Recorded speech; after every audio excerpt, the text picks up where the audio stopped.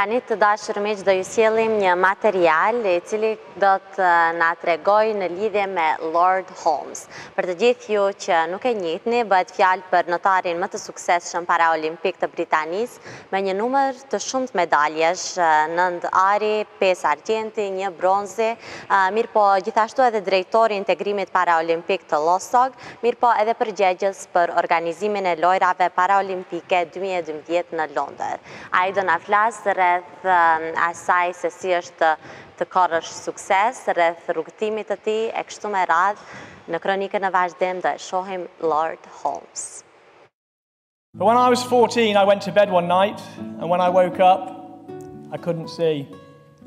I'd lost my sight overnight. Not expected, not predicted, certainly something I didn't think I'd ever have to face him. Përshëndetje dashur miq, ndodhemi në rezidencën e ambasadës britanize. Për momentin do të transmetojmë deri tek ju një intervistë të cilën do ta kemi ekskluzive e që do të bëhet me Lord Holmes. Është një person mjaft me vlerë nga Britania, detajet e së cilit do të keni mundësi t'i kuptoni gjatë intervistës. Shijojeni.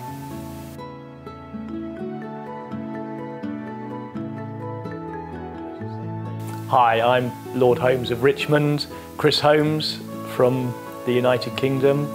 I'm a member of the UK Parliament in the upper house of the Parliament in London, and prior to that I was on the Great Britain swimming team for 17 years and was lucky enough to go to 4 Paralympic Games and win 9 gold, 5 silver and a bronze medal. I then became a journalist and a commercial lawyer, and then got involved with the bid to bring the Olympic Games and Paralympic Games back to London in 2012, and was director of the Paralympic Games for London 2012. And as a result of the successes we had in 2012, I was invited to join the UK Parliament in the House of Lords.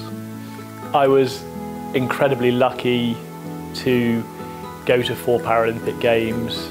Swimming was my life and my love for 17 years. I swam 5 hours every day, getting up at 4:30 in the morning, 2 hours in the morning, then another 2 hours in the evening, an hour at lunchtime. 80,000 metres on a big week, that's 3,200 lengths of a standard pool. And all of that training was geared towards trying to do the perfect performance at the Paralympic Games. I went to my first games in Seoul in South Korea when I was 16 years old, and it was extraordinary, just such a contrast, such a fabulous different country. I came away from Seoul with 2 silver and a bronze medal. Then 4 years later in Barcelona, was lucky enough to win 6 golds and a silver medal, which had never been done by any British Paralympian before, and so far has never been done by a British Paralympian since the Barcelona Games. So I was incredibly fortunate to compete at 4 games, to be part of a team who were so focused on that ultimate mission of winning gold, silver and bronze medals at Paralympic Games, and to be part of team success. So though it was me that won the medals, I couldn't have even got to the start blocks had it not been for all that team of people behind me. Coaches, physiotherapists, strength coaches, dietitians, friends, family, teammates, all of those people had a piece of each of those gold medals, because I couldn't have won any of them without that fabulous team around me.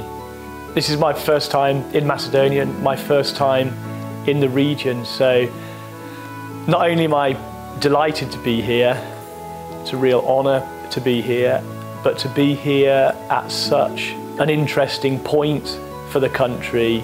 You can feel that sense of optimism, that sense of change on the streets in the city when I've been walking around. It's really always exciting to come to a new country, to come to a different part of the world that I've never been to, and at such an interesting point. Very fortunate to be here. The coffee has good power, but what I like the most is the conversations that I've had with people in Macedonia from all different backgrounds, getting their perspective on life, hearing their hopes, their dreams, what they want for the future. That is always the greatest thing about any nation, any country, any city, any community. It's a real honour to be able to give speeches to all different organisations, businesses, commercial organisations, NGOs, civil society organisations, community organisations in the United Kingdom and indeed all around the world. It's always a pleasure to do it, and the key to giving a speech is to really draw your audience to you. I'm incredibly fortunate to be able to feel the energy in a room. And speaking yesterday at the seminar in Skopje, fabulous room full of people from all different backgrounds, all different organisations, but a real positive energy there. So to be able to tell my story and give people a sense of how to enable their dreams to become a reality, how to plot that path, have that vision, have that mission and put it into a plan to make it a reality. It's always an incredible privilege to give those speeches, be it in the UK, be it down here in Macedonia, anywhere around the world. Whatever the organisation, it's always interesting and uplifting to interact with people from all different backgrounds around the world. I'm always unbelievably nervous before giving a speech. I am nervous today too. It's always incredible. On the morning that I'm giving a speech, I always wake up and I think, oh, why did I agree to do this? Why am I doing it? I feel this sense in the pit of my stomach and my heart is racing. And I think you have to have that feeling. You have to feel that nervousness, that feeling in your stomach, but love it and not see it as a negative, but love it and know that that's part of the process, because when you're making a speech, when you're doing an interview, you're putting yourself in a vulnerable situation. You're doing something which goes against all of the human survival protectionist mechanisms. You're putting yourself out there in a vulnerable position, so it's right that you should feel nervous. You should have that feeling in your gut. If you didn't have that feeling, then you should be really nervous, because you can't perform, be it an interview, be it a speech, be it a Paralympic swimming final. You can't perform without having that feeling and then channeling that feeling into the performance. Every day when I wake up, it's having that sense of purpose and that focus, knowing what needs to be done that day, knowing how it ties into a bigger plan and a bigger picture, and that sense that connecting with people and being on a shared path is a fabulous thing. And one of the most incredible conversations I ever had was after we'd done the games in the summer of 2012. I was doing an event that December, and somebody came up to talk to me after I'd given the speech, and she was a young lady who was blind, and she came up to me and she said, before the Paralympic Games in London in 2012, I was ashamed to be blind. I was ashamed of my white stick. Since the Paralympic Games, I'm proud to be a disabled person in the United Kingdom. It's those moments, those conversations, those connections, that's what motivates me. That's what gets me out of bed every day to try in some small way to make good stuff happen. When I was 14, I was a regular teenager, went to the local school, just hung out with my mates, played lots of sport, cricket, rugby, football for the school. Then when I was 14, I went to bed one night, and when I woke up, I couldn't see. I'd lost my sight overnight, not expected, not predicted.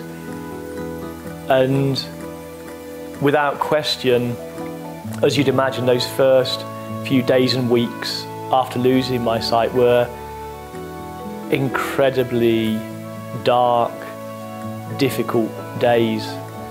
But what got me through that was the 3 dreams that I'd had since being really young: to try and do the high school exam in Britain, to try and get to Cambridge University, and most importantly, to try and represent Great Britain at sport. And even in those dark, difficult days, the dreams still felt the same. I had no idea whether I could achieve any, never mind all of them, but I had to believe that it was worth trying, struggling, pushing to see if I could.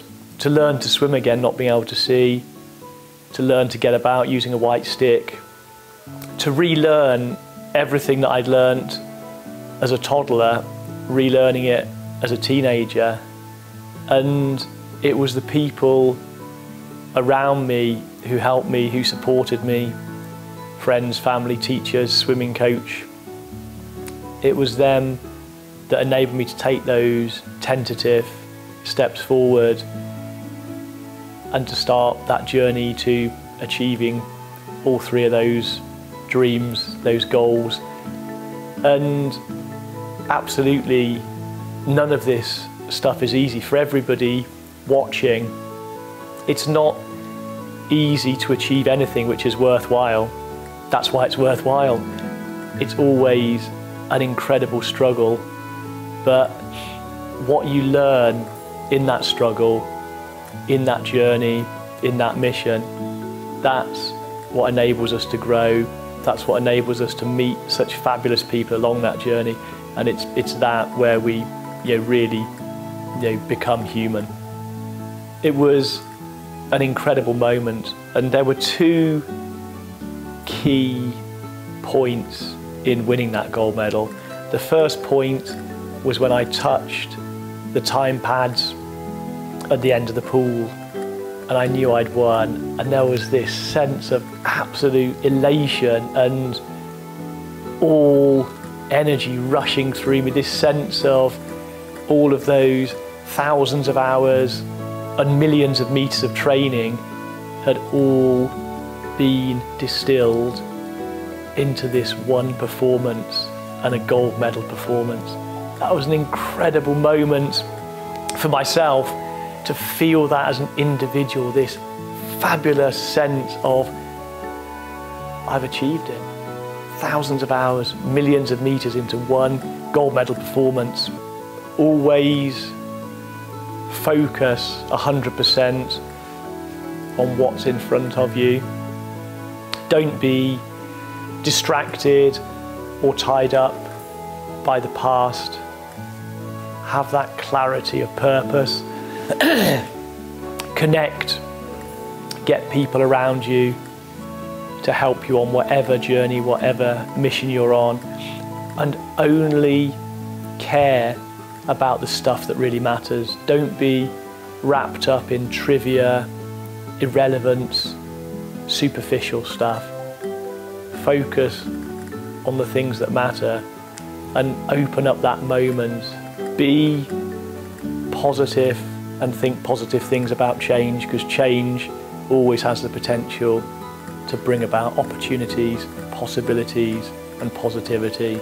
Have that focus, have that clarity, connect with people, and always sensational things will happen. Thank you very much.